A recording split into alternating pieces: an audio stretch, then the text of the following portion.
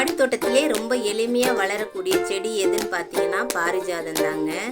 நான் இந்த பாரிஜாதத்தை இந்த தொட்டியில் வச்சு கிட்டத்தட்ட 5 வருஷம் ஆச்சு.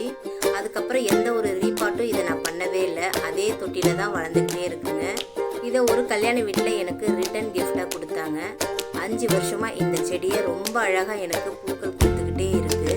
ஆனால் நிறைய பேர் சொல்கிறாங்க பாரிஜாதம் எனக்கு பூக்கள் வைக்கல, நுனி கருகி போகுதுன்னு சொல்கிறாங்க. ஒரு மெயின்டெனன்ஸே இல்லைங்க. ஆனால் இந்த செடி எனக்கு பூக்கள் வந்துக்கிட்டே இருக்குங்க.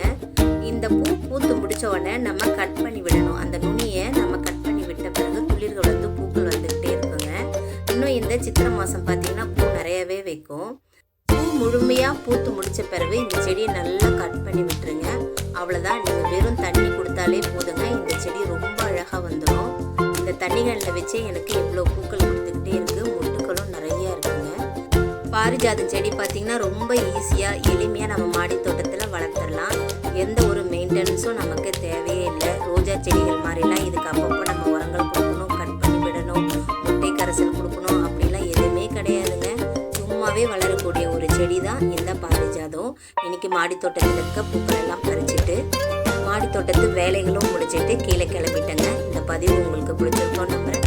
லைக் பண்ணி, ஷேர் பண்ணி, சப்ஸ்கிரைப் பண்ணுங்கள். இன்ஸ்டாவில் நம்ம பேஜை ஃபாலோ பண்ணிக்கோங்க. யாருக்காவது இந்த பதிவு பயனுள்ளதாக இருக்குன்னு நினச்சிங்கன்னா கண்டிப்பாக அவங்களுக்கு ஷேர் பண்ணுங்கள். இயற்கையை நேசிப்போம்.